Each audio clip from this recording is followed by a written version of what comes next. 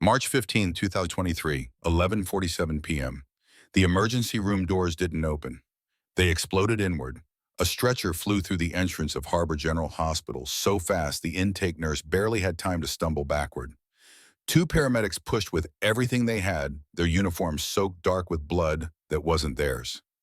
Behind them, three more EMTs rushed in carrying equipment that clattered and swayed with desperate urgency. On the stretcher lay a man in a torn navy dress uniform.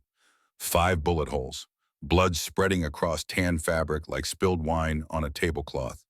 Dog tags swinging violently with each jarring push of metal clanging against metal, a sound that cut through the chaos like a warning bell nobody wanted to hear. Gunshot wounds, multiple GSWs, blood pressure crashing.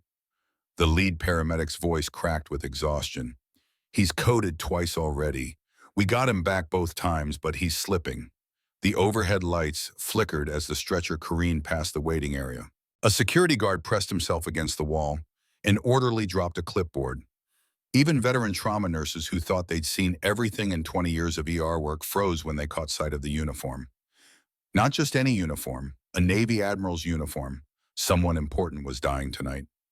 Trauma Room 6 erupted into controlled chaos the moment the stretcher crashed through the doors. 12 people moved at once, a choreographed dance nobody had rehearsed, but everyone knew by muscle memory. Hands ripped open the admiral's jacket. Scissors sliced through fabric.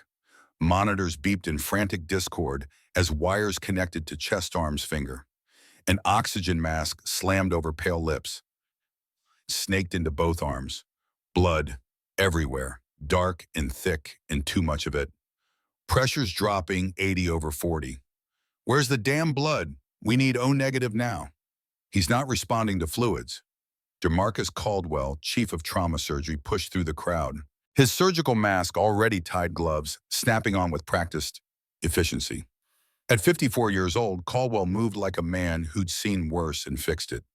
Silver hair cropped military short, eyes that assessed and calculated and never showed doubt. He leaned over the admiral, examining the wounds with quick professional sweeps of his gaze. Entry wounds across the chest and abdomen. No exit wounds visible on this side. The bullets were still inside, doing damage with every heartbeat that pushed blood into spaces it didn't belong. GSWs to chest, upper abdomen, and right flank. Possible liver involvement. Probably a lung. We need to crack him open and find the bleeders. Caldwell's voice cut through the noise with surgical precision. Someone call the OR. Tell them we're coming up hot. A junior resident fumbled with the intubation tube, hands shaking. The respiratory therapist cursed and pushed him aside, taking over. The cardiac monitor showed a rhythm that stuttered and jumped, electrical chaos. That meant the heart was struggling to remember its most basic job. In the corner of Trauma Room 6, barely noticed, a young woman in plain blue scrubs stood perfectly still. Kira Brennan, 28 years old, brown hair pulled back in a simple ponytail.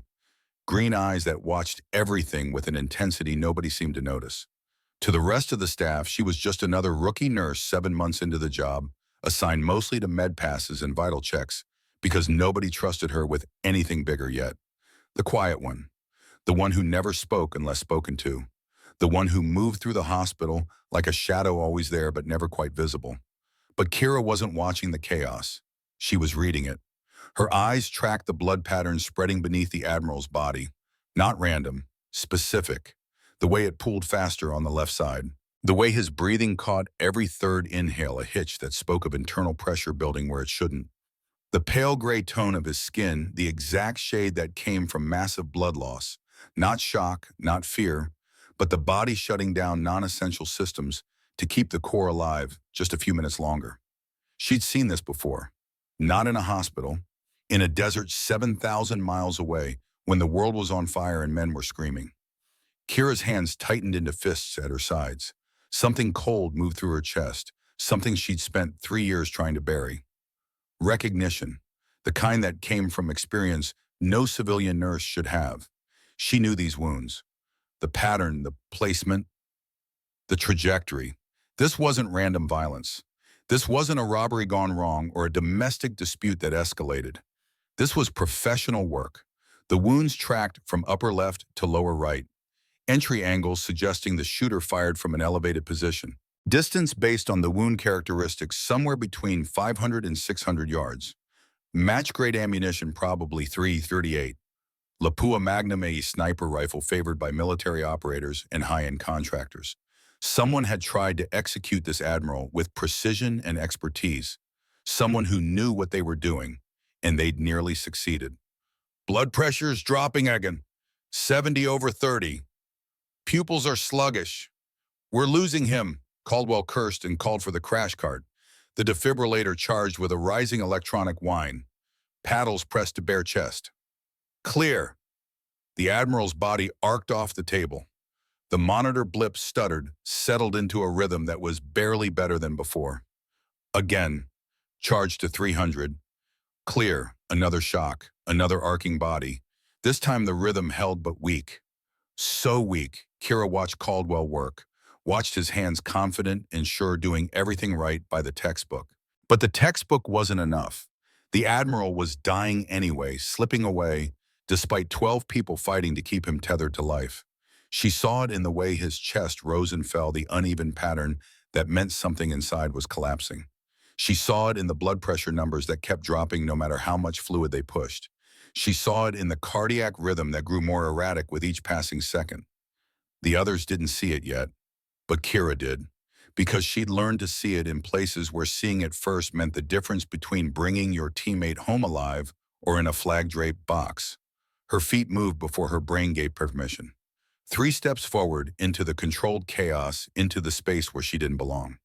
A senior nurse shot her a warning look. Brennan, step back. You're not assigned to this patient. Kira ignored her.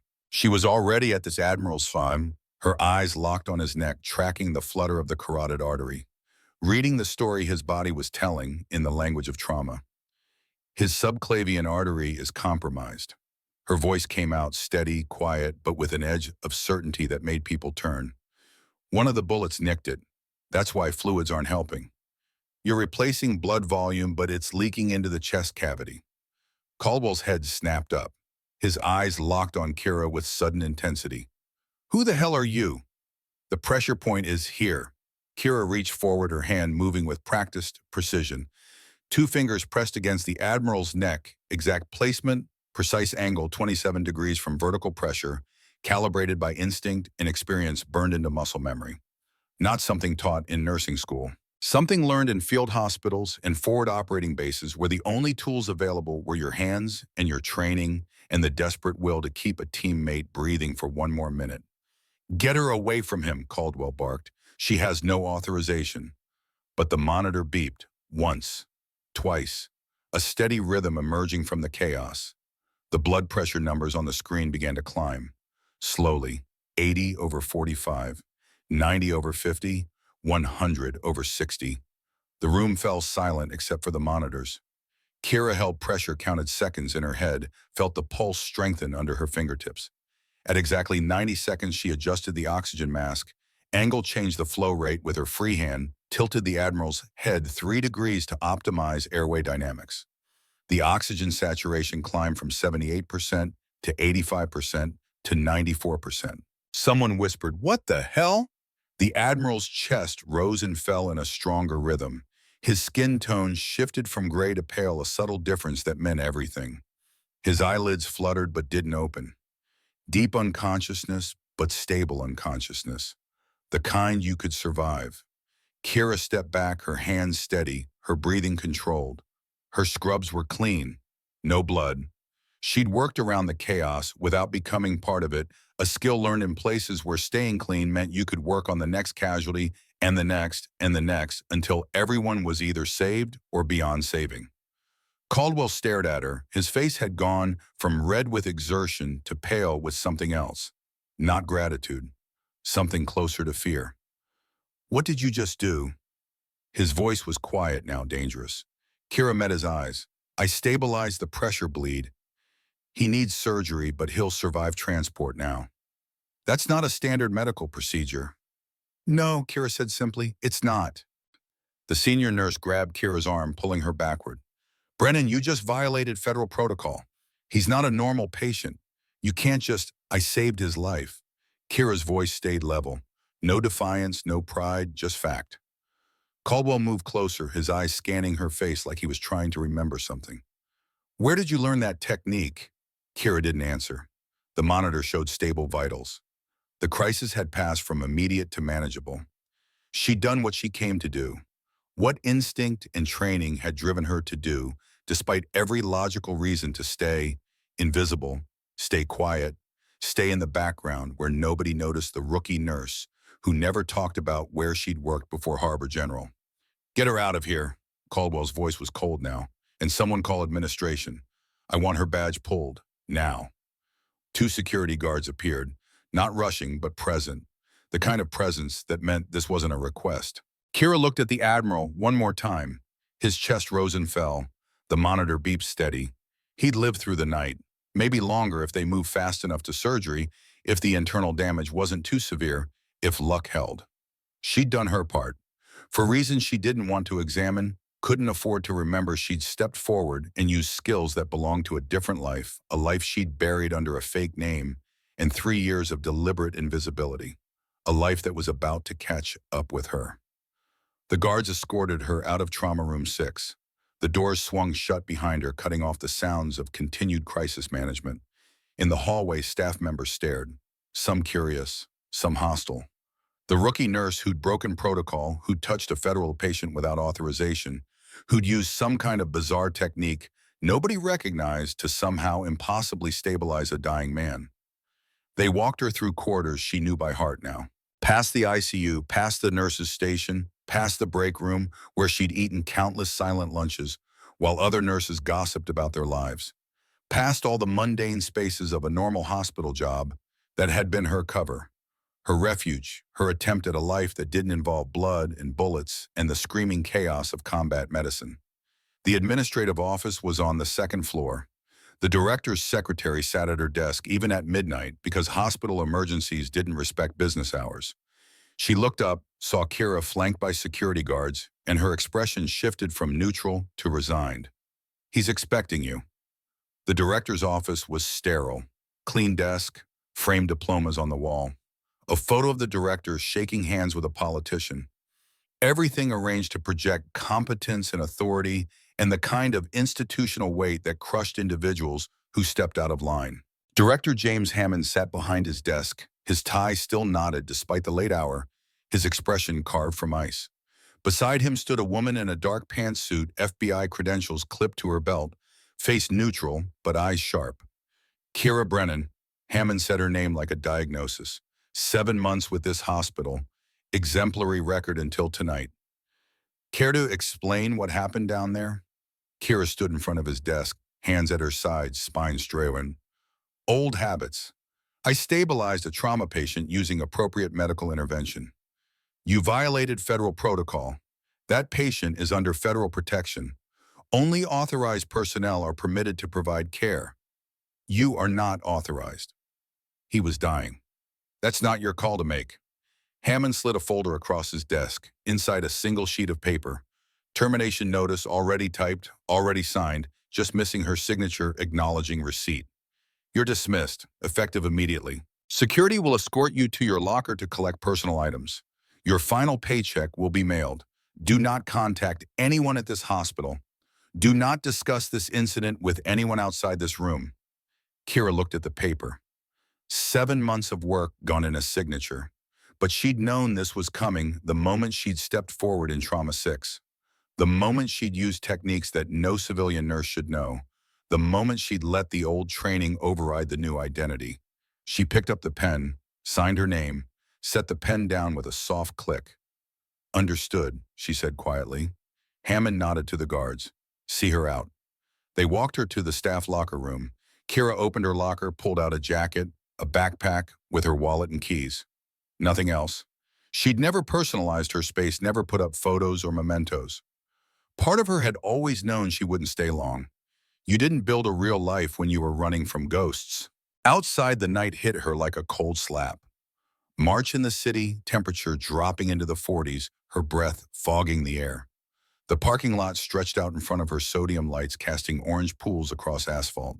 Her car sat in the far corner, an old Honda Civic that had never broken down, never attracted attention, Never been anything but reliable transportation from one anonymous day to the next.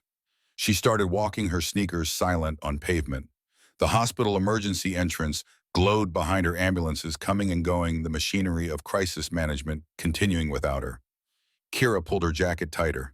Her hands weren't shaking, but her chest felt tight, compressed, like something was pressing against her rib cage from the inside. The familiar feeling of walls closing in, of past and present colliding, of carefully constructed defenses starting to crack. She'd made it 3 years. 3 years of hiding, of building a new identity, of pretending she was just another nursing school graduate, trying to help people in a normal civilian safe way. 3 years of running. And tonight, in the space of 90 seconds, she'd thrown it all away because she'd seen a man dying and her training had overridden everything else. Her feet carried her across the parking lot, 30 yards from her car, 20 yards, 10. Then the ground vibrated beneath her feet, a low rumble that came from heavy engines, multiple engines moving in synchronized formation. Kira stopped. Her hand moved instinctively to her hip, where a sidearm used to ride. Found nothing. Civilian now, unarmed, unprotected. The rumble grew louder. Headlights appeared at the parking lot entrance. Not 2 lights, not 4. 20 lights arranged in pairs moving together like a convoy. 10 black SUVs swung into the hospital driveway. Ford Expeditions, government-issue windows tinted dark enough to be illegal for civilian vehicles. They moved in perfect formation, spacing, exact timing synchronized, the kind of tactical approach that spoke of trained drivers in predetermined positions. All 10 vehicles stopped at the exact same moment, engines idling, headlights blazing through the darkness, turning the parking lot into a stage. Kira's pulse hammered, but she didn't move. Running would be pointless. If they were here for her, they'd plan for every exit. If they weren't running, would make her a target. Doors opened in unison. Men in dark suits stepped out, moving with the fluid precision of operators wearing business casual as camouflage. Not Secret Service. Their bearing was wrong, their age range too varied. These were specialists pulled from units that didn't advertise their existence. Inside the hospital, faces pressed against windows. Nurses, doctors, security. Everyone watching the spectacle unfold, wondering what warranted this kind of federal response at a city hospital at midnight. A woman stepped out of the lead SUV, mid-40s, shoulder-length dark hair pulled back in a practical style. Pantsuit that cost more than Kira's monthly rent, but showed wear at the cuffs and collar, the kind of wear that came from long hours and little sleep. FBI credentials on her belt, a Sig Sauer holstered at her hip, visible because she wanted it visible. She walked toward Kira with measured steps, not rushing, not threatening, but purposeful, the walk of someone who'd made this approach before, who knew exactly how this conversation would go. She stopped 10 feet away, close enough to talk, far enough to react if things went wrong. Petty Officer Kira Brennan. Not a question, a statement, using a rank Kira hadn't heard applied to herself in 3 years. Or should I call you Ghost? The parking lot seemed to tilt. That call sign, that name. Only 12 people had known it. 10 of them were dead. One was in surgery upstairs fighting for his life. And one stood in front of her now, saying it out loud like it wasn't a secret that could get Kira killed. Kira's throat tightened. Her hands stayed relaxed at her sides, but her weight shifted to the balls of her feet, ready to move, ready to run, if running became the only option left. I don't know what you're talking about, she said quietly.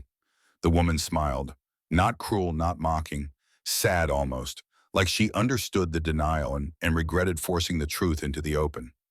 My name is Diane Reeves, FBI Counterintelligence. I've been looking for you for 3 years.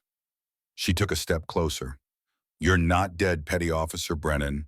You survived Helmand, and tonight you just saved the only man who can testify against a $2.3 billion weapons smuggling operation. Kira's lungs stopped working. Helmand. The word landed like a punch to the solar plexus. A place she'd tried to forget. A mission that had ended in fire and blood and screaming.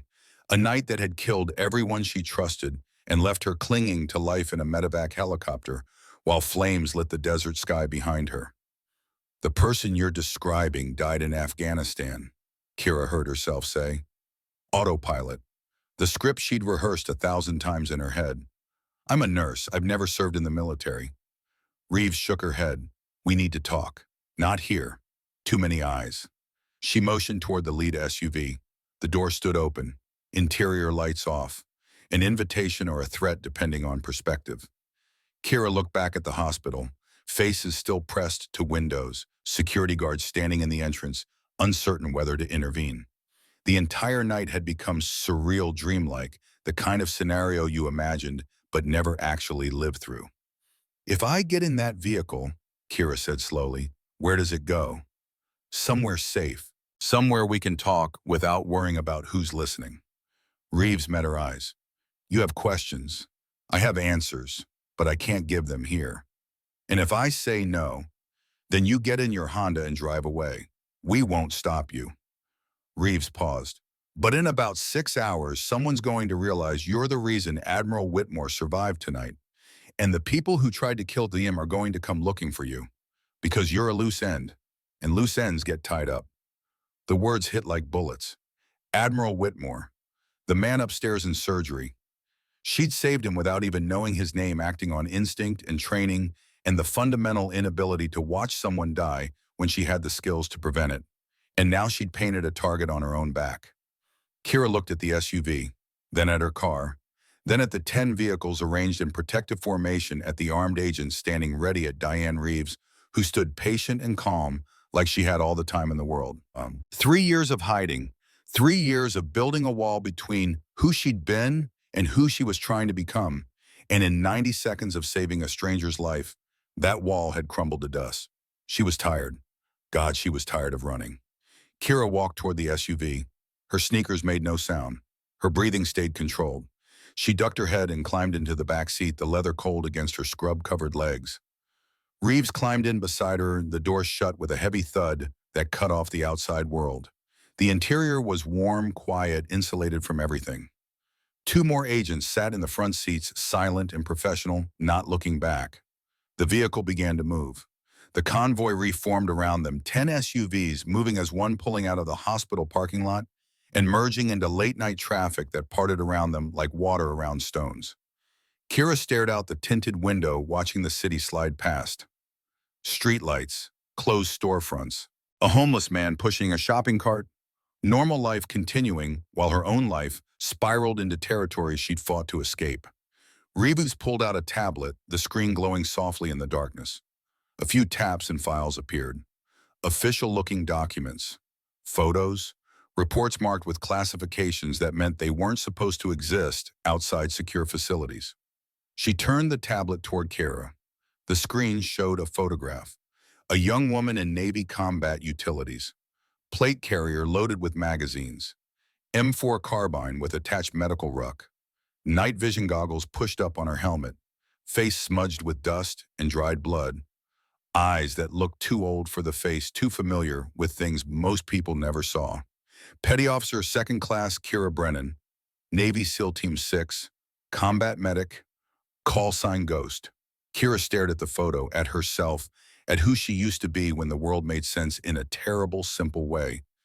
Protect your teammates. Complete the mission. Come home alive. Repeat until you couldn't anymore. We never believed you died, Reeves said quietly. The official report said you were KIA in the ambush, but your body was never recovered. No DNA confirmation. Just an assumption, because nobody survived that kind of attack. Nobody did survive, Kira whispered. You did. No. Kira's voice hardened. Kira Brennan died that night. The woman sitting here is someone else. Reeves studied her face. You really believe that? I have to. The SUV turned onto a highway heading away from the city center. The convoy maintained formation, a protective bubble moving through the night. Kira counted exits, mapping routes in her head, old habits that never quite died even when you tried to bury them. What happened tonight wasn't random, Reeves said. Admiral Whitmore was targeted, professional hit, sniper long-distance high-grade weapon. Someone wanted him dead before he could testify. Wait, so testify about what? Reeves tapped the tablet again. New files appeared. Financial records, shipping manifests, satellite imagery of desert compounds, photos of military equipment that shouldn't have been in the hands it was photographed in. A weapons smuggling operation. $2.3 billion worth of U.S. military hardware stolen and sold to the highest bidder. Equipment that's ended up in the hands of terrorists, warlords, anyone with enough money and no conscience. Reeves looked up. Admiral Whitmore has been investigating for 2 years. He's scheduled to testify before the Senate Armed Services Committee in 36 hours. He has evidence, names, bank accounts, shipping routes, everything needed to take down the entire operation and everyone involved. Kira's mind raced. Someone tried to silence him. And they nearly succeeded. Would have succeeded if not for you. Reeves paused. The technique you used tonight, that's not something taught in nursing school. No. That's SEAL combat medic training, battlefield trauma protocols. The kind of thing you learn when you're trying to keep a teammate alive in a hot zone with limited resources and hostiles closing in. Kira didn't respond. Couldn't. Because Reeves was right and they both knew it. The SUV took an exit heading toward the industrial district where warehouses stood dark and empty in the night. Kira's tension ratcheted higher, but the agents in front remained calm, professional, showing no signs of threat. They turned into what looked like an abandoned lot. Chain-link fence, broken asphalt, a warehouse that loomed against the sky dark except for a few lights that flickered to life as the convoy approached. The gates slid open automatically. The vehicles pulled inside. The warehouse interior had been transformed into something else entirely. A mobile command center. Computers lined the walls, screens glowing with satellite imagery and data feeds and encrypted communications. Personnel moved with quiet efficiency, some in FBI windbreakers, others in civilian clothes that didn't hide their military bearing. The entire space hummed with controlled energy, the feel of an operation in progress. Kira stepped out of the SUV slowly. Every instinct screamed at her to catalog exits, count personnel, assess threat levels. The habits of survival in hostile environments impossible to unlearn. Reeves led her deeper into the warehouse. Agents nodded as they passed, some with recognition in their eyes that made Kira's stomach clench. They knew who she was, or who she'd been. They reached a table in the center of the space. On it lay files, evidence bags, photographs, and one image that made Kira's breath stop in her throat. A unit photograph, professional, taken on a sunny day at some forward operating base that looked like every other base in theater. 11 people in combat gear arranged in 2 rows, smiling despite the heat and dust, in constant awareness that danger lived just beyond the wire. SEAL Team Viper 12, Kira's team, her brothers, her family, all dead now, except her. She reached out her hand, hovering over the photo but not touching it. Like touching it would make it real, would bring back memories she'd spent 3 years trying to drown. Commander Patrick Dalton in the center, team leader, 38 years old with a wife and 2 kids back in Virginia Beach. The kind of leader who led from front, who never asked his team to do anything he wouldn't do first. Doc Michael Sullivan standing to Dalton's right, the senior medic who trained Kira, who taught her that saving lives under fire was the highest calling anyone could answer. 34 years old Catholic, sent money home to his parents in Boston every month. The others, Bradford Foster Morrison, Fletcher Garrett. Men she'd trained with, fought beside, trusted absolutely. Men who'd accepted her into their brotherhood when women in SEAL teams was still controversial, still political, still something people argued about in conference rooms, thousands of miles from where the real work happened. They hadn't cared about politics. They'd cared about capability. And when Kira had proven herself through assessment, after grueling assessment through training that broke bodies and spirits through missions, where performance mattered more than demographics, they'd welcomed her. Not as a statement, as a teammate. And now they were dead. Kira's hand clenched into a fist. Her eyes burned, but no tears came. She'd cried herself empty in the first year. Now there was just the hollow ache, the permanent emptiness where her team used to be. October 23, 2019, Reeves said quietly. Camp Leatherneck, Helmand Province. Your team was tasked with extracting a CIA informant from a Taliban stronghold. Mission successful. You pulled the asset out clean. But on the exfil, your convoy hit an IED, multiple casualties. Taliban fighters swarmed the position. By the time QRF arrived, 9 of your teammates were dead. 1 more died in the medevac. You were the only survivor. Kira's jaw clenched. I know the story. Do you know it was an ambush? Not random bad luck. A planned ambush with exact knowledge of your route, your timing, your vehicle positions. The words landed like stones. Kira looked up sharply. What? Reeves tapped the tablet, pulling up tactical maps. Route overlays, analysis reports. The IED was placed exactly where your second vehicle would be. Not the lead vehicle, the second. Your vehicle. The Taliban fighters were pre-positioned in formations that indicated they knew exactly when and where you'd be coming. That's, Kira's mind raced. That's not possible. Our routes were classified, only the team in command knew. And one other person. Reeves pulled up a new photo. A man in civilian clothes standing in a desert compound smiling for the camera. Mid-50s, silver hair, confident bearing. Dr. Marcus Caldwell, DoD civilian consultant. He was at Camp Leatherneck that week supposedly researching battlefield trauma protocols. Kira's blood turned to ice. Caldwell, the trauma surgeon. The same man who tried to kill Admiral Whitmore tonight. The same man who just fired you for saving the Admiral's life. Reeves met her eyes. The same man who sold your team's position to the Taliban. The warehouse seemed to tilt. Kira grabbed the table edge, her knuckles white. No, that's not. He was there to help. He was researching medical procedures. He talked to Doc Sullivan for hours about trauma protocols. He was mapping your operations, Reeves said quietly. Learning your routes, your procedures, your schedules. He photographed equipment. He asked questions that seemed innocent, but gave him exactly what he needed to plan an ambush. Kira's mind flashed back. Afghanistan, the heat, the dust. Caldwell walking through their compound, friendly and interested, asking questions about their work. She remembered him watching her clean her rifle, asking about patrol patterns. She'd answered thinking he was just a civilian trying to understand their world. She'd given him information he'd use to kill her team. Why? Her voice came out hoarse. Why would he do that? Reeves pulled up financial records, bank accounts, transaction histories. Caldwell isn't just a surgeon, he's a broker. He moves military equipment from authorized channels to black markets. $2.3 billion in weapons, vehicles, technology. All stolen, all sold, all untraceable. She zoomed in on one document. 3 weeks before your mission, your team was on patrol near the Afghan-Pakistan border. You took photographs of a supply convoy. Standard documentation. But those trucks weren't carrying supplies for U.S. forces. They were carrying weapons for Caldwell's network. If those photos had made it into intelligence channels, the entire operation would have collapsed. Commander Dalton reported it.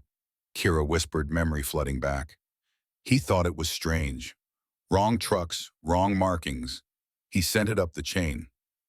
To Admiral Whitmore, Reeves confirmed, who started investigating, who uncovered the whole operation, who Caldwell has been trying to silence ever since. She paused. Your team wasn't killed because of the mission. You were killed because you saw something you weren't supposed to see, because you threatened to expose a multi-billion-dollar criminal enterprise. Kira couldn't breathe. Her team, her brothers. Dead not in service of their country, not in combat against enemy forces, but murdered to protect a smuggling ring. Killed because they'd done their job too well, seen too much, threatened the wrong people. The rage that rose in her chest was white-hot and ice-cold at the same time. 3 years of grief, 3 years of survivor's guilt, 3 years of wondering why she'd lived when better people had died. And now she knew. They'd been murdered, betrayed by someone they'd trusted. I need you to help us, Reeves said. Admiral Whitmore testifies in 36 hours. Caldwell will try again. He has to. If the Admiral lives long enough to testify, everyone involved goes to prison. Generals, colonels, defense contractors, politicians, the whole network collapses. What do you want from me? Go back to the hospital, monitor Caldwell, watch for anything unusual. You have medical access, nursing credentials. You can move through the hospital without raising suspicion. He just fired me.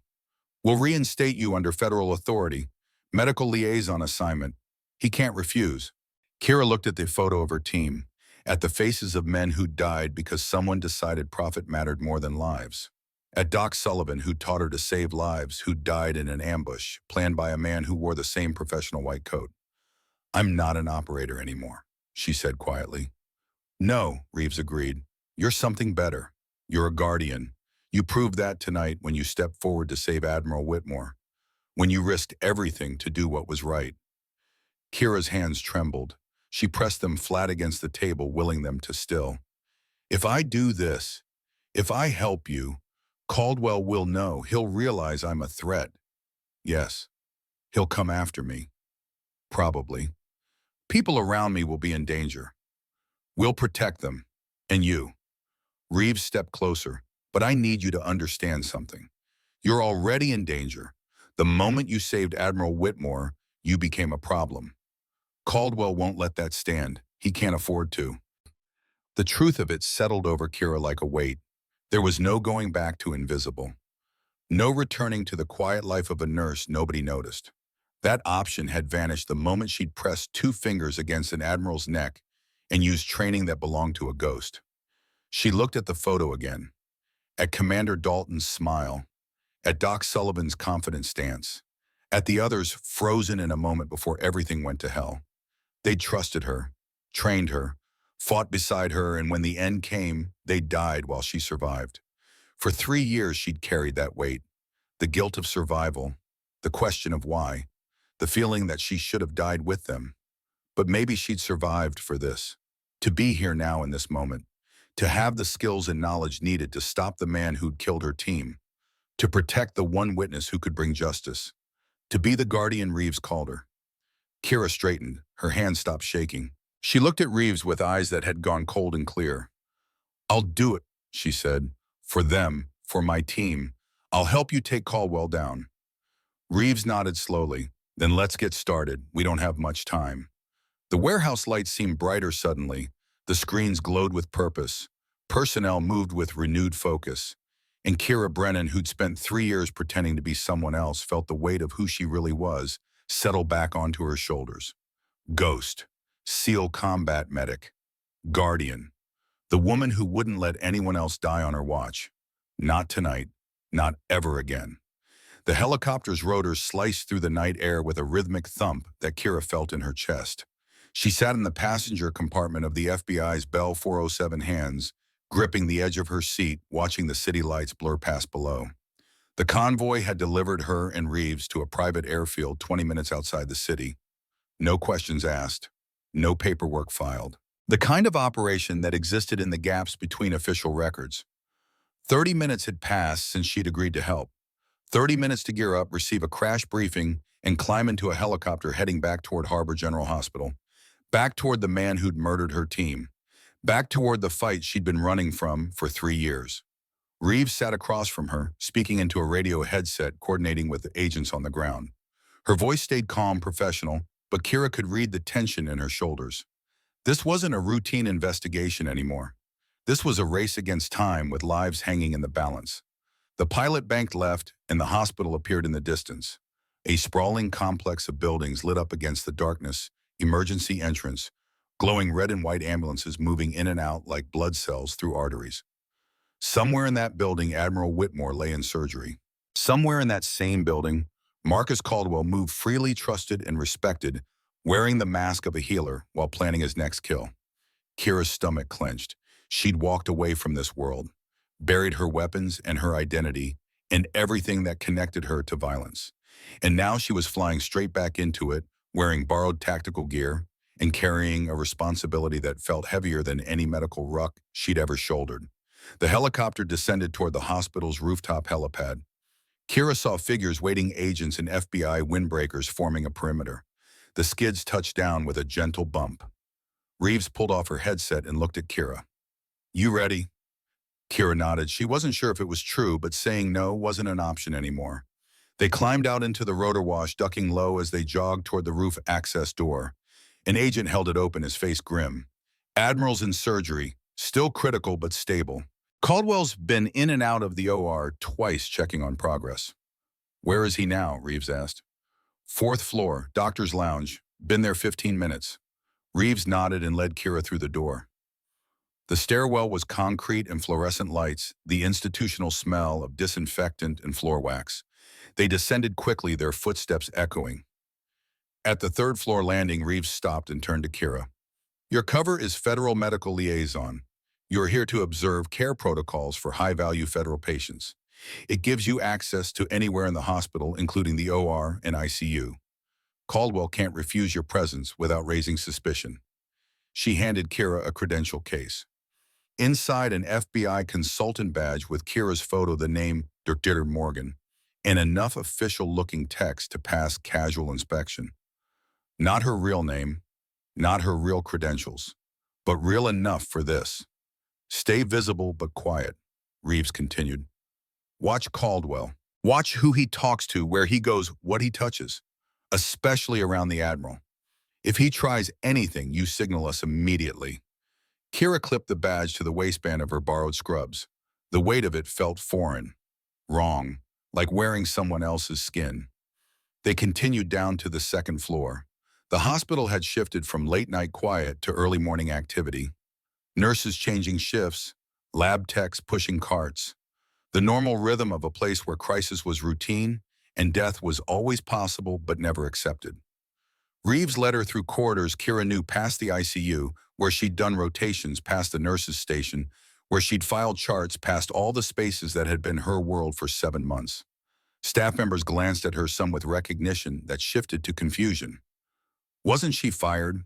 Why was she back with FBI agents? No one asked. In hospitals, strange things happened all the time. You learn not to question too hard. They reached the ICU administrative office. Inside, 3 agents worked at laptops, surveillance feeds displayed on multiple screens. Hospital security cameras repositioned to focus on critical areas.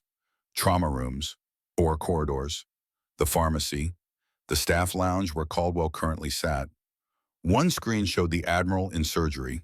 Kira could see the operating table, the surgical team working with focused precision, the monitors displaying vitals that looked better than they had an hour ago. He'd survived the night.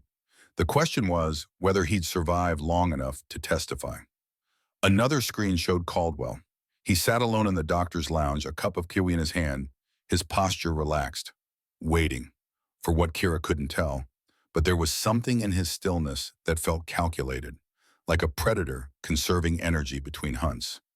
We've been monitoring him since the shooting, one of the agents said. He's been acting normal, concerned about his patient, professional. But his phone activity is interesting. He pulled up a data screen. Call logs, text messages. 3 encrypted calls in the last 2 hours. We can't crack the encryption yet, but the pattern matches previous communications with known associates in his smuggling network. Reeves leaned closer. He's coordinating something. Maybe planning his next attempt on the Admiral. Or covering his tracks. Reeves looked at Kira. You need to get close to him. Make him think you're here in an official capacity, nothing personal. Watch his reactions. Kira's throat tightened. Face Caldwell. Pretend she didn't know he'd killed her team. Pretend she was just a federal observer doing her job. The acting required felt impossible, but she nodded anyway. Where do I start? The Admiral's in surgery for another hour minimum. When he comes out, he'll be moved to ICU. That's when Caldwell will have access. That's when you need to be there. Kira checked the wall clock. 01:30 hours. Early morning of March 16th, less than 36 hours until the Senate testimony. Time was compressing, urgency building like pressure in a sealed container. She left the office and made her way toward the surgical wing. The corridors were dimmer here, quieter. Operating rooms ran 24 hours, but the administrative areas slept. Kira's sneakers made no sound on the polished floors. Old habits. Move quiet. Stay invisible until you needed to be seen. She found a viewing gallery overlooking OR3, where the Admiral's surgery continued. Through the glass, she could see the surgical team working. Caldwell wasn't among them. He'd checked in but left the actual repair work to his subordinates. Maintaining distance. Smart if you were planning something. Kira settled into a chair and watched. Watched the surgeon's hands move with practiced precision. Watched the monitors that tracked every heartbeat, every breath, every electrical impulse that meant life continued against the odds. Watched the way teams worked together, communicating through gesture, an abbreviated speech, a language learned through thousands of hours in rooms exactly like this one. She'd worked in rooms like this, field hospitals, combat surgical facilities where the tools were cruder and the patients were teammates, and the stakes were measured in brothers lost or saved. Doc Sullivan had taught her to work under impossible conditions, to improvise, to never give up as long as there was a pulse to fight for. Doc Sullivan, who was dead because the man who'd just walked into the OR had sold him out. Kira's hands clenched. She forced them to relax, forced her breathing to steady. Anger wouldn't help. Rage wouldn't serve. What she needed was cold calculation, patient observation, the discipline to wait for the right moment. The surgery continued. An hour passed. Then two. Kira watched without moving her body still, but her mind tracking every detail. Who entered? Who left? Who spoke to whom? The kind of surveillance that came naturally after years of watching for threats in environments where threats wore friendly faces. At 03:15, the surgical team began closing. The critical repairs were done. The Admiral had survived the immediate crisis. Now came the harder part: recovery, infection, complications. The thousand ways a body could betray itself even after the surgeon's work was finished. Caldwell appeared in the OR gallery. He didn't notice Kira at first, his attention fixed on the surgery below. She watched his face in profile. No emotion, no concern, just clinical assessment, like he was evaluating a chess position rather than watching a man's life hang by surgical thread. Then he turned and saw her. His expression flickered. Surprise, calculation, something else that passed too quickly to identify. He walked toward her, his steps measured. "Nurse Brennan." His voice carried the faint edge of curiosity. "I thought you were terminated."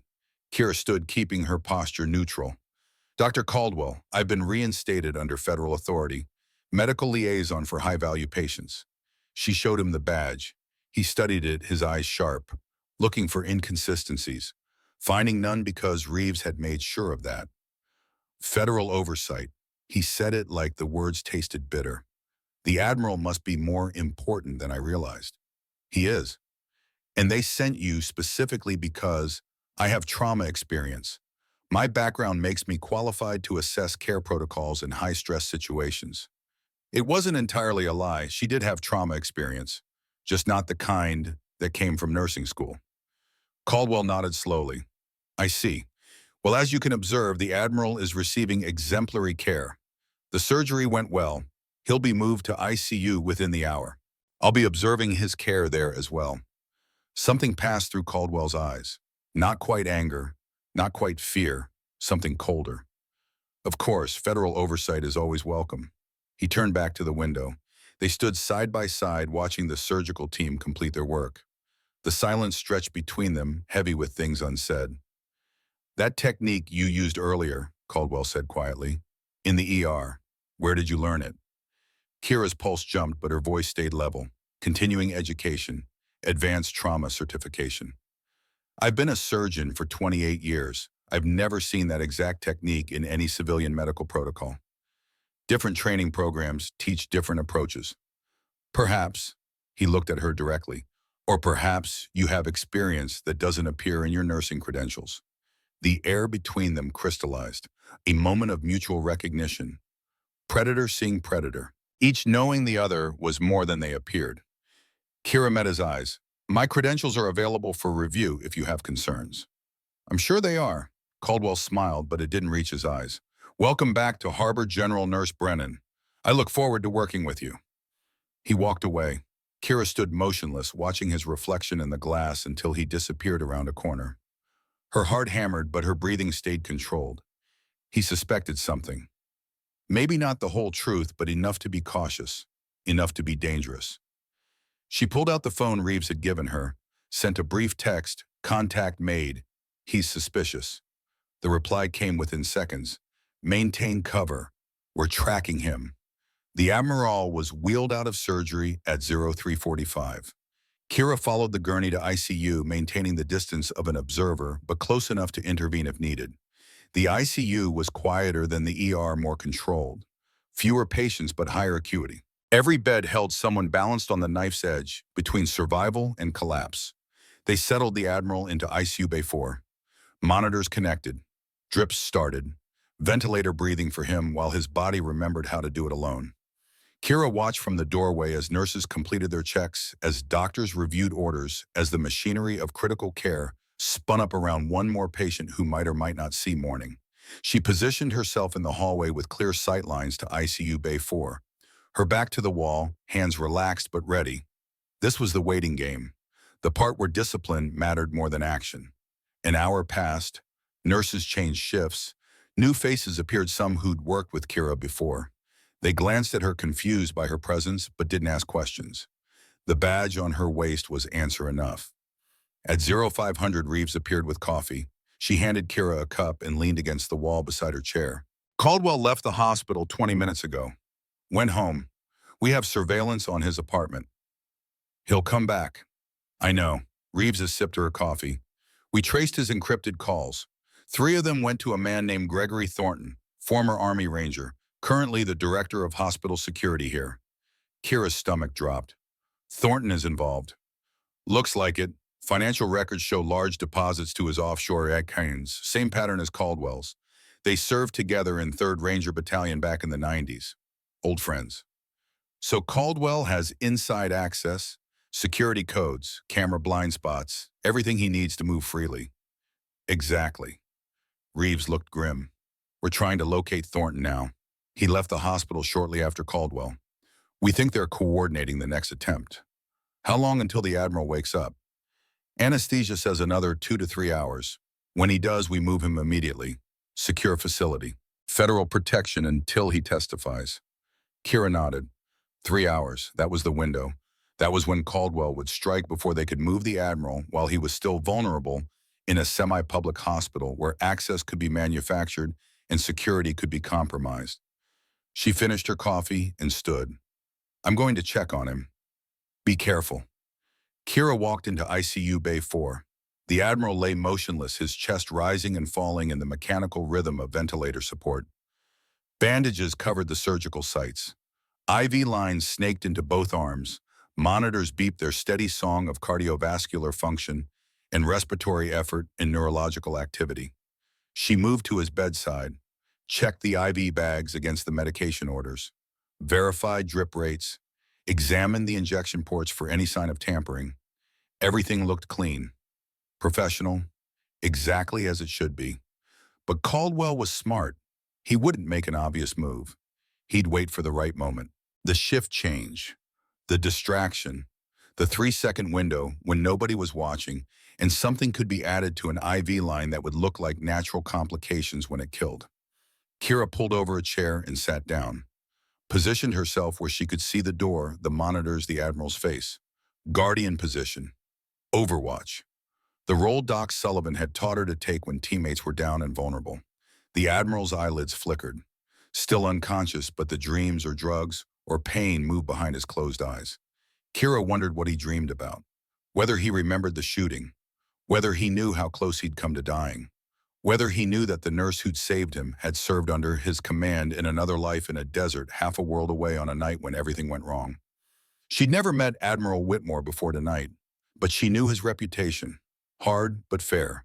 Strategic mind. The kind of officer who earned loyalty through competence and integrity rather than rank. The kind who investigated weapons smuggling, even when it would be easier to look away. The kind who'd sent a QRF into a hot zone to pull out survivors, even though protocol said to wait for better intelligence. He'd saved her life once, whether he remembered or not. Now she'd return the favor. The circle closing in ways neither of them could have predicted. Time crawled. 0600 came and went. Early morning shift change. Nurses briefing nurses. Doctors making rounds. The hospital waking up to another day of crisis management and routine care. Kira stayed at her post, watching, waiting. At 0643, her phone buzzed. Text from Reeves, Caldwell just entered hospital, east entrance. Thornton with him. Kira's pulse spiked. She texted back, on my way to Admiral now. She stood and moved to the doorway, positioning herself where she could see the corridor. Staff moved past, focused on their own patients, their own crises. Normal hospital activity, nothing threatening. But Kira's training screamed at her. Caldwell wouldn't come directly to the ICU. Too obvious. He'd create a distraction, a diversion, something to pull attention away from the Admiral long enough to do what he needed to do. A commotion erupted from the nurses' station. Someone shouting, alarms blaring. Nurses running toward the East Wing. A code blue. Cardiac arrest in another bay. Kira's blood turned cold. The distraction. She pulled out her phone, texted Reeves, code blue in ICU, diversion, Caldwell incoming. Then she moved back into the Admiral's room, locked the door from inside. Hospital doors weren't made to keep out determined intruders, but it would slow them down, by seconds that might matter. She checked the monitors again. The Admiral's vitals still steady, still stable, but the chaos outside was building. More staff running toward the code blue. More voices, more confusion. Perfect cover for someone to slip into an unguarded room. Footsteps in the corridor. Purposeful, not running. Walking with the confidence of someone who belonged. The door handle turned, found resistance. A pause, then a nico. Professional. Security, need to check the room. Thornton's voice. Kira recognized it from the few times she'd interacted with hospital security during her 7 months here. Deep, authoritative. The voice of someone used to being obeyed. She didn't respond, didn't move, just watched the door handle, her body positioned between the door and the Admiral's bed. Ma'am, I need you to open the door. Hospital protocol during a code blue. Kira pulled out her phone, called Reeves, kept her voice low. Thornton at the door, claiming security protocol. Don't open it. Agents are 60 seconds out. 60 seconds, a lifetime in tactical time. The door handle moved again, more forceful, then stopped. Ma'am, I'm using my master key. Please step away from the door. The lock clicked. The handle turned. The door swung open. Gregory Thornton stood in the doorway, late 50s, still fit, still carrying himself like the Ranger he'd been 30 years ago. His uniform was hospital security, but his eyes were operator's eyes. Assessing, calculating, recognizing threat. He saw Kira positioned between him and the Admiral. His expression didn't change, but something shifted in his posture. Recognition of standoff. De Morgan. He used her cover name. You need to step aside. I'm evacuating this patient to a safer location during the security incident. What security incident? Unauthorized personnel in the building. Federal orders. All high-value patients must be secured. It was a good lie, professional, almost believable. But Kira had heard too many lies in her life. She'd learned to spot them by the small tells. The too perfect explanation. The slight overconfidence that came from rehearsing a cover story. I'll need to verify that with FBI liaison Reeves. There's no time. Then we'll wait together until verification comes. Thornton's hand moved toward his belt. Not to a gun, to something smaller. A syringe, probably. The same kind Caldwell had tried to use earlier. Fast-acting. Would look like cardiac complications. Kira shifted her weight. Ready. I'm afraid I can't let you do that, Thornton said quietly. The code blue alarm suddenly cut off. The chaos in the corridor stopped. And Thornton realized what Kira already knew. The distraction had failed. The trap had closed. And he was inside it. FBI agents poured into the corridor. Reeves in the lead weapon drawn. Thornton hands where I can see them. For a second, Thornton considered his options. Kira saw the calculation in his eyes, the weighing of chances, the recognition that this play was over. His hand moved away from his belt, slowly. He raised both hands. I'm hospital security. I was responding to, we know who you are. Reeves stepped forward, keeping her weapon steady. We know about the offshore accounts, the encrypted calls, the coordination with Marcus Caldwell. You're under arrest for conspiracy to commit murder. 2 agents moved in, cuffing Thornton's hands behind his back. He didn't resist. But as they led him past Kira, he looked at her with cold recognition. You're not a federal observer, he said quietly. I don't know what you are, but Caldwell was right to be worried. They hauled him away. Reeves holstered her weapon and looked at Kira. You okay?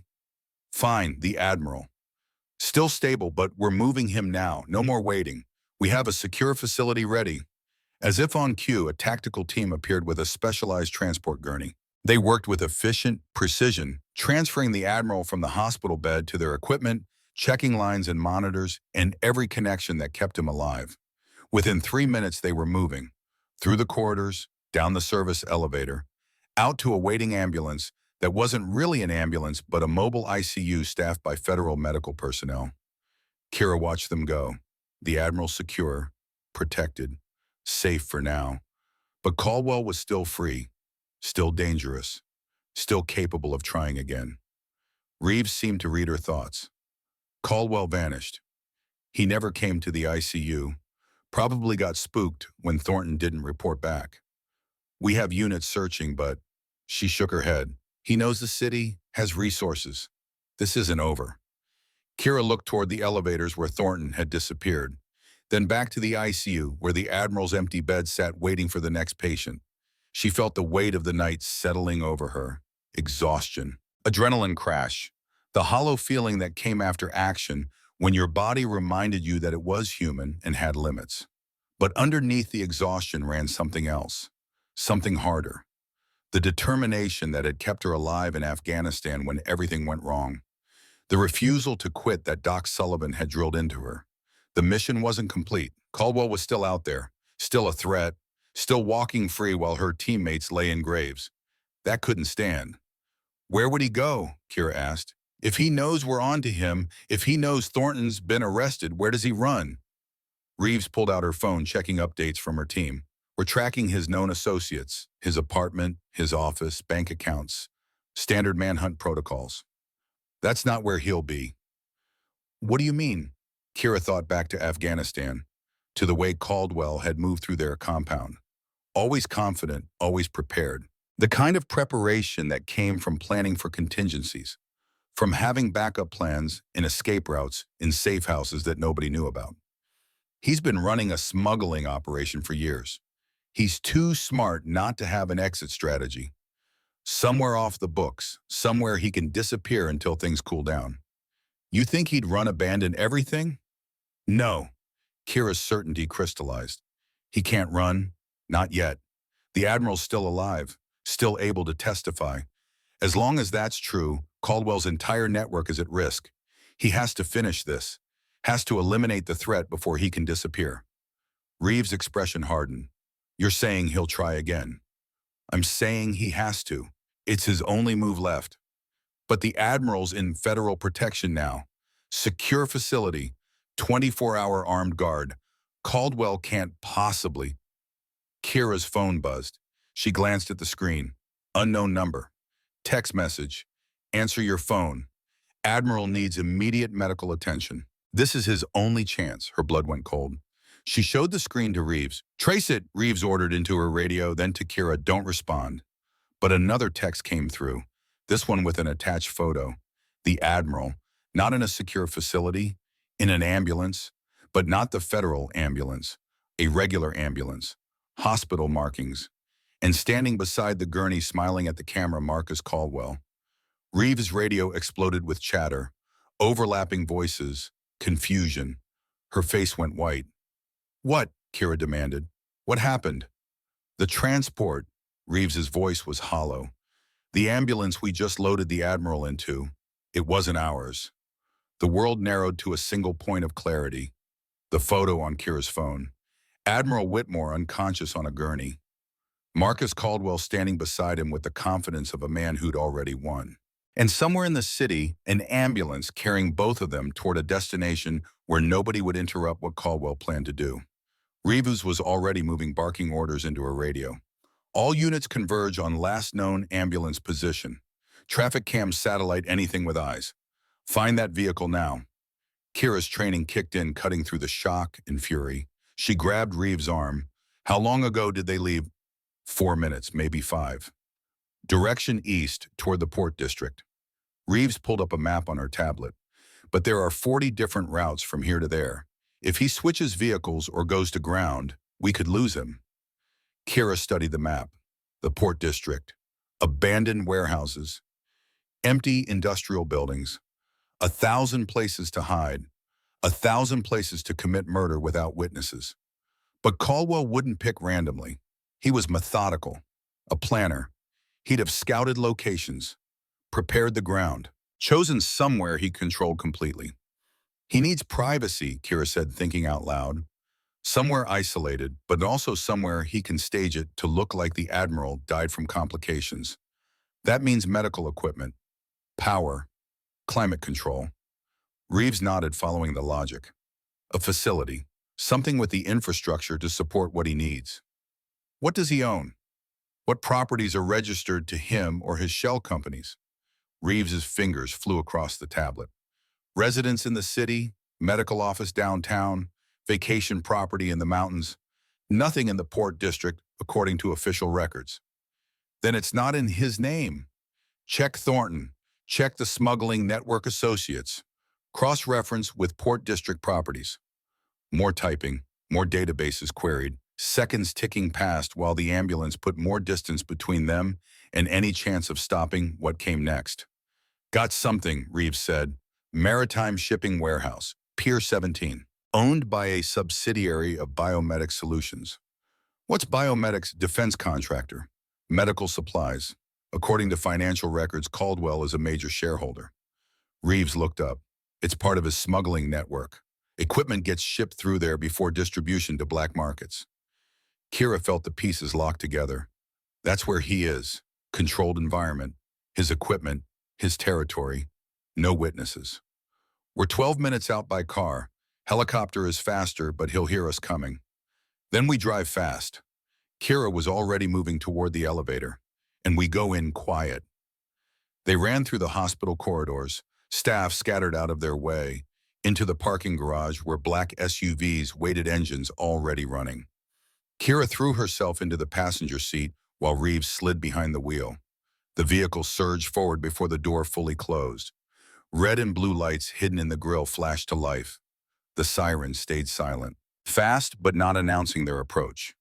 Through city streets, still quiet in the early morning, traffic lights meant nothing. Stop signs were suggestions. The speedometer climbed past 80 on straightaways. Reeves drove with controlled aggression, one hand on the wheel, the other holding her radio. All units silent approach. No sirens. Subject is armed and has shown willingness to kill. Hostage situation. Negotiate first tactical response if needed. Kira checked the Glock 19 she'd been issued. 17 rounds in the magazine. 1 in the chamber. 18 chances to stop Caldwell if words failed.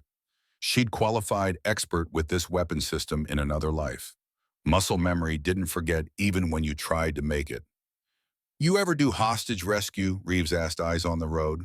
Extraction missions. Different context, but same principles, which are speed, surprise, overwhelming force, and being willing to take the shot when it presents itself. Reeves glanced at her. You sound like an operator. I was, once. Think you still are? Kira didn't answer. She wasn't sure anymore. 3 years of trying to be someone else. 3 years of telling herself that part of her life was over. But here she was, weapon in hand, running toward violence, feeling the old training surface like it had never left. Maybe you didn't stop being what you were trained to be. Maybe you just learned to hide it better. The Port District appeared ahead, warehouses looming against the pre-dawn sky, shipping containers stacked like building blocks, cranes frozen in silhouettes, the smell of salt water and diesel and rust. Reeves killed the lights as they approached Pier 17, slowed to a crawl. Other FBI vehicles appeared from different directions, converging without coordination because they didn't need it. Professionals who'd done this dance before. The warehouse sat at the end of a long access road. 3 stories of corrugated metal and concrete. Windows dark. One vehicle visible outside the ambulance. Still running. Exhaust visible in the cold air. They parked 200 yards out. Agents emerged from vehicles checking weapons, pulling on tactical vests, communicating through hand signals and whispered radio calls. A tactical commander approached Reeves. Thermal imaging shows 5 signatures inside. 1 prone, 4 standing. Unknown if the prone signature is alive or deceased. That's the Admiral, Kira said. The 4 standing are Caldwell plus hired security. We have a negotiator en route, ETA 6 minutes. We don't have 6 minutes, Kira pointed to the ambulance. Engines running. That means they're planning to move again soon. Once they do, we lose them. Reeves looked at the tactical commander. Can we breach? 3 entry points, front loading dock, side personnel door, roof access. We go in hard, we risk the hostage. We go in soft, we give them time to execute and run. Kira studied the building, 3 stories, metal construction. That meant noise. Footsteps would echo, doors would bang. A frontal breach would announce their presence long before they reached the Admiral. But there was another way, the way SEAL teams moved when stealth mattered more than speed. I'll go in first, she said, alone, through the roof access. Create a diversion. When Caldwell's attention is on me, your team breaches from the other entry points. Negative? The tactical commander's voice was flat. You're not trained for... I'm trained for exactly this. Kira met his eyes. SEAL Team 6, 4 years, 17 missions. I know how to move quiet and how to read a tactical situation. And I know combat medicine, which means I can assess the Admiral's condition and keep him alive if we get to him in time. Reeves and the commander exchanged looks, some silent communication passing between them. Finally, Reeves nodded. She goes in, but she's not alone. I'm going with her. Ma'am, with respect. Not up for debate. Reeves checked her weapon. We're burning time. Let's move. They geared up quickly. Tactical vests, radio earpieces, night vision monocular, flashbang grenades. The tools of violence wrapped in the language of law enforcement, but serving the same purpose. Overwhelming force applied with precision to save lives and stop threats. Kira felt the familiar weight of combat equipment settle onto her shoulders, heavier than she remembered. Or maybe she was just out of practice. 3 years of pushing carts and checking vitals hadn't maintained the conditioning that came from regular training with full kit. But her body remembered. Her muscles knew the movements. Her mind shifted into the operational mode where fear existed but didn't control where death was possible, but not paralyzing where the mission was everything. They moved toward the warehouse in a tactical column. 4 agents plus Kira and Reeves, using shipping containers for cover. Moving in the spaces between sodium lights. Silent except for the whisper of fabric and the soft crunch of gravel under boots. The warehouse loomed larger. Kira could see the roof access now, a metal door at the top of an external staircase. The stairs were exposed, which meant climbing them was a risk. But going up the outside was faster and quieter than fighting through the building from ground level. They reached the base of the stairs. Kira went first, each step placed carefully, testing for loose metal, avoiding the center where weight would cause maximum flex and noise, breathing controlled, heart rate elevated but manageable. Reeves followed 3 steps behind, then 2 more agents. The others stayed on the ground ready to breach the side door on signal. 30 steps to the roof. Kira counted them automatically. At step 15, a sound froze her in place. Voices from inside, muffled by walls but audible through ventilation gaps. Caldwell's voice, calm, professional, like he was giving a medical lecture. The beauty of succinylcholine is its metabolic breakdown. 30 minutes after injection, it's undetectable. The Admiral's death will look like cardiac arrest secondary to surgical complications. Tragic but unsurprising given his age and trauma. Another voice, male, younger. And the nurse, the one who saved him.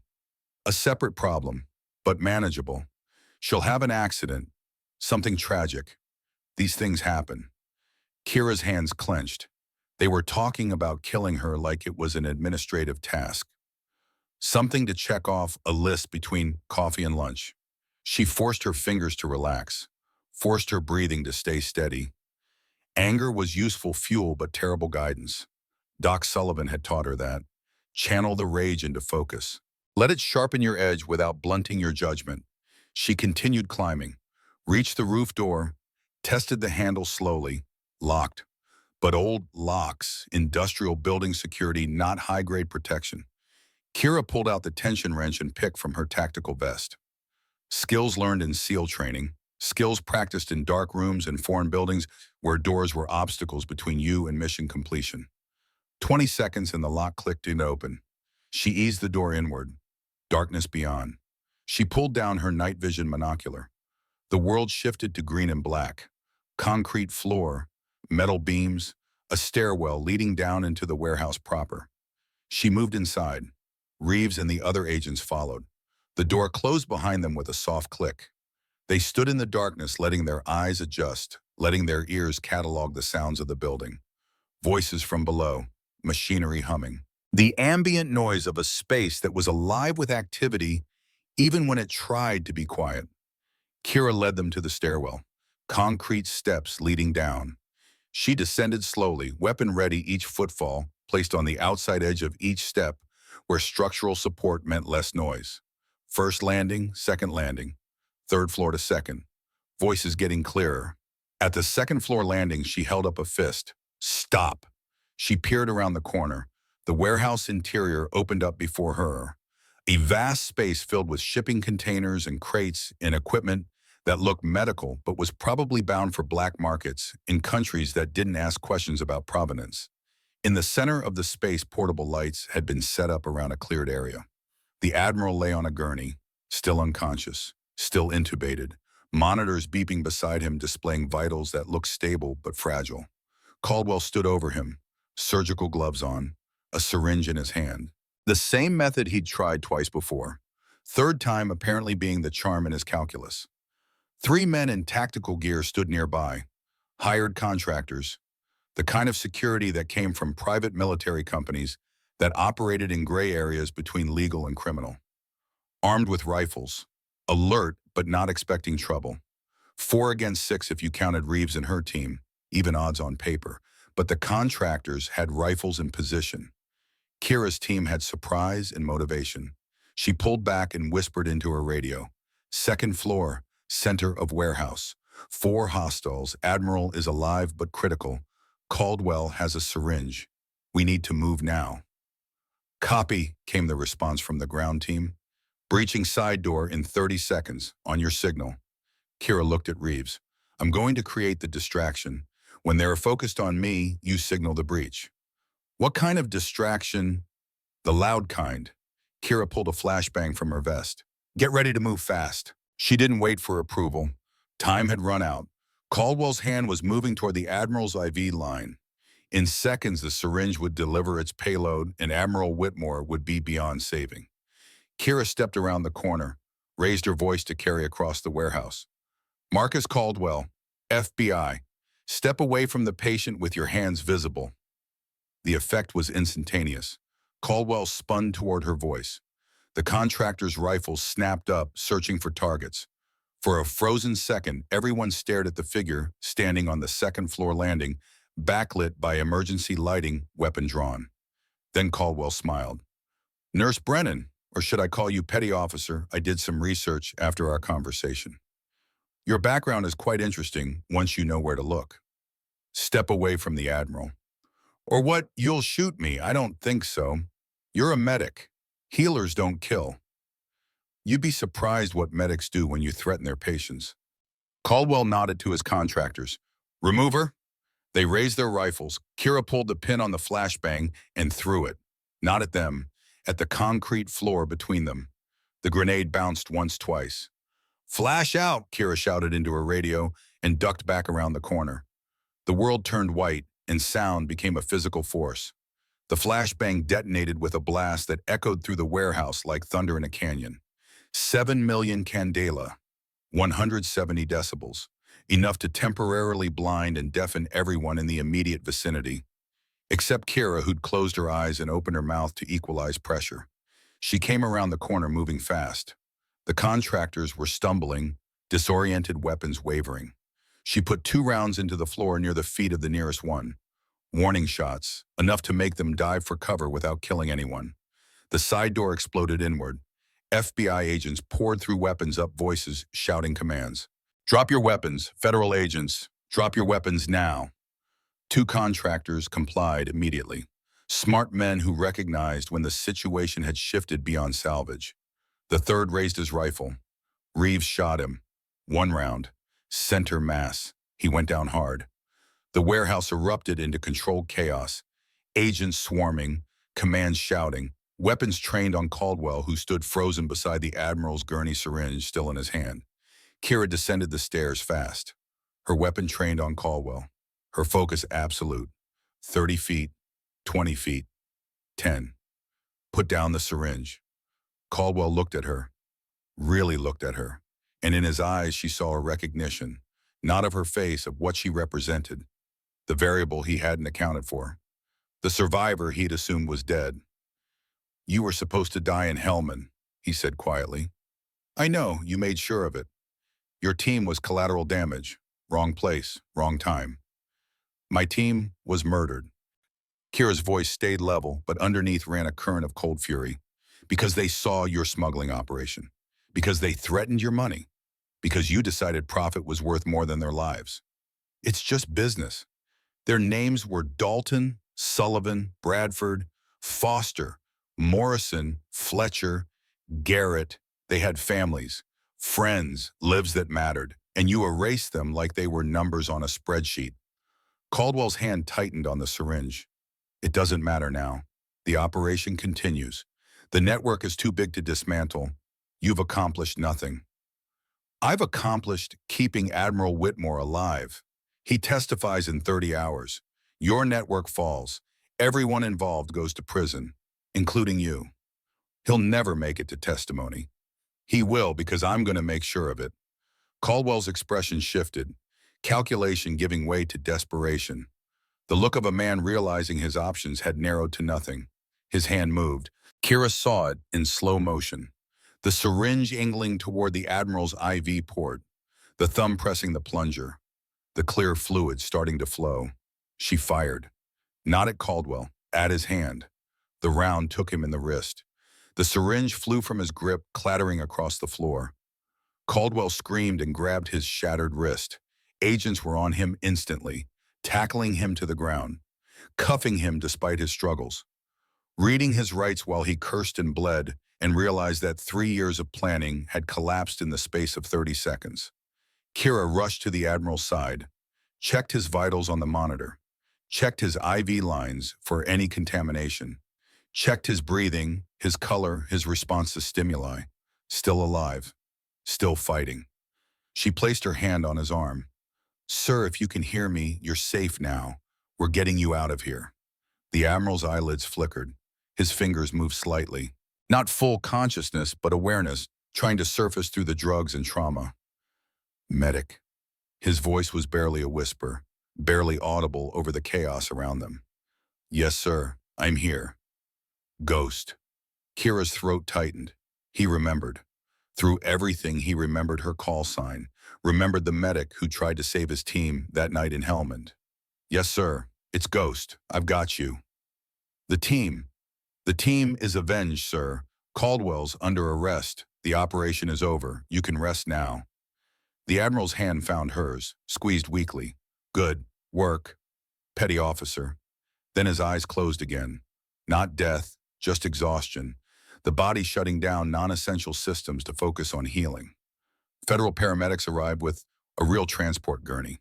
Kira supervised the transfer, checking every line and monitor and connection, making sure nothing was missed, making sure he'd survive the trip to whatever secure medical facility they'd arranged. As they wheeled him toward the door, Admiral Whitmore's eyes opened one more time, found Kira's face, and in his gaze she saw something she hadn't seen in 3 years. Recognition. Not just of her identity, but of what she'd done, of the oath she'd kept, of the guardian she'd remained even when everything tried to make her forget. They took him away. The warehouse emptied of federal personnel and contractors and equipment, leaving only Kieran and Reeves standing in the space where it had all come to an end. "You shot his hand," Reeves said. "That's a hell of a shot under pressure." "I aimed for center mass. The hand was a compromise." Reeves smiled. "Bullshit. You made that shot exactly as intended." Kira didn't respond. She was looking at the floor where Caldwell had stood, where he'd almost succeeded in killing a man who represented the last obstacle to his freedom. Almost, but not quite, because Ghost had been there.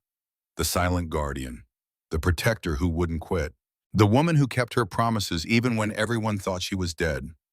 2 weeks passed in a blur of debriefings and statements and testimony. Kira told her story to federal prosecutors, to military investigators, to senators who wanted to understand how a multi-billion-dollar smuggling operation had operated under their watch for years. She told them about Afghanistan, about the ambush, about the friends she'd lost, about running and hiding and trying to become someone else because living with the truth was too hard.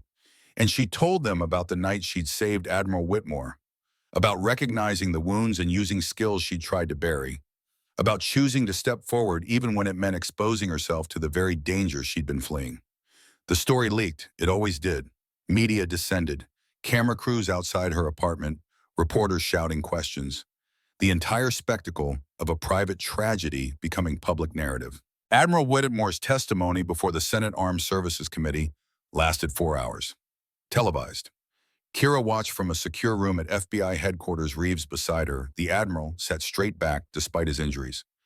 Answered every question with precision. Named names. Showed evidence. Bank transfers. Shipping manifests.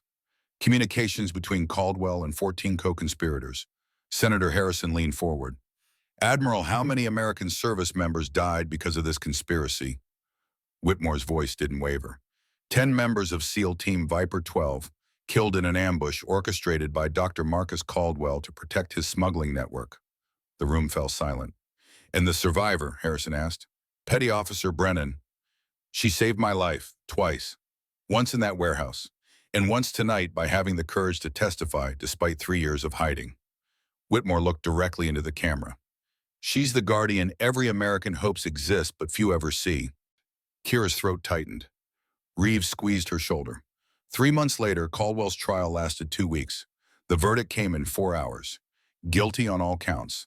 Life without parole. As they led him away, he looked at Kira in the gallery. No words, just cold recognition that she'd won. Kira didn't give interviews, didn't respond to requests, just kept her head down and waited for the noise to fade.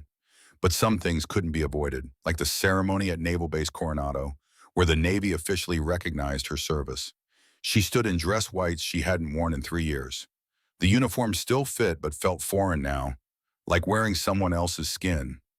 Around her stood officers and enlisted personnel and civilians who'd come to witness one of their own receive recognition for valor. Admiral Whitmore stood at the podium, recovered from his injuries, strong enough to travel, determined to be here for this moment. Petty Officer Second Class Kira Brennan, he said, his voice carrying across the assembled crowd. For extraordinary heroism in combat operations and in defense of United States military personnel. For risking your life to protect the innocent and bring justice to the fallen. For embodying the values of honor, courage, and commitment that define the Navy SEAL ethos. He held up the Navy Cross. The medal caught the sunlight, blue and white ribbon, vivid against his hand. It is my honor to present you with the Navy Cross, the second highest decoration for valor. Recognition that your actions saved lives and upheld the principles our nation holds most dear. He stepped down from the podium and approached Kira, pinned the medal to her uniform, then stepped back and saluted. Kira returned the salute, her hands steady, her eyes dry. The ceremony was important. The recognition mattered. But it didn't bring back her team, didn't undo the 3 years of running, didn't change the fact that she'd survived. When better people had died, after the ceremony, families approached, thanking her, shaking her hand, speaking words that washed over her without fully registering. Then a young woman approached, 16 years old, dark hair, strong features, eyes that held determination beyond her years. Petty Officer Brennan, she held out her hand. I'm Emily Dalton, Commander Dalton's daughter. Kira's breath caught. She took Emily's hand. Your father was an exceptional leader, the finest I ever served under. He wrote about you in his letters, said you were the toughest medic he'd ever known, said if anyone could make it through selection, it would be you. He taught me everything that mattered. Emily nodded, her eyes shining but no tears falling. I'm applying to the Naval Academy. I want to be a SEAL, like Dad, like you. Kira saw it then, the fire, the determination, the same quality that had driven her to push through selection when everyone said women couldn't do it, the same quality that had kept her fighting when everything said to quit. Your father would be proud. Will you help me prepare, train me? The request hung in the air, heavy with implication, with responsibility, with the weight of passing something forward that had been passed to her. Kira thought about saying no, about maintaining distance, about protecting herself from more attachment to people who might get hurt. But Emily was looking at her with hope and determination and the kind of trust that couldn't be ignored. Yes, Kira heard herself say, I'll help you. Your father believed in passing the torch. I'll do the same. Emily's face lit up. Thank you. I won't let you down. I know you won't. 6 months later, Kira stood in the trauma bay at Harbor General Hospital, back in scrubs. Back to the routine of caring for patients and teaching new nurses and moving through the rhythms of emergency medicine. But different now. No longer hiding, no longer running from who she'd been. On weekends, she drove to Coronado, taught combat medicine to SEAL candidates, shared the lessons Doc Sullivan had taught her, made sure his knowledge lived on through the next generation of Guardians. And twice a week, she trained Emily. Running, swimming, strength conditioning, the physical preparation that would let her survive selection if she got there. But more than that, the mental preparation. The knowledge that being a SEAL wasn't about being the strongest or fastest. It was about being the one who refused to quit when quitting was the logical choice. Admiral Whitmore testified before the Senate. His evidence led to 17 arrests, 3 generals court-martialed, 8 colonels forced into retirement, 6 defense contractors shut down. The smuggling network collapsed. Billions in assets recovered. Caldwell was sentenced to life without parole in a federal supermax prison. Thornton received 30 years. The contractors who'd been in the warehouse took plea deals and testified against the others. Justice. Not perfect, not complete, but real enough to matter. On October 23rd, 6 months after the night in the warehouse, Kira drove to Arlington National Cemetery, Section 60, the rows of white headstones that marked the final resting place of warriors who'd given everything. She walked to a specific row, 10 headstones arranged in sequence, SEAL tridents engraved in the marble, names she'd memorized, faces she'd never forget. Commander Patrick Dalton, Doc Michael Sullivan, PO1 James Bradford, PO2 Daniel Foster, PO2 Kyle Morrison,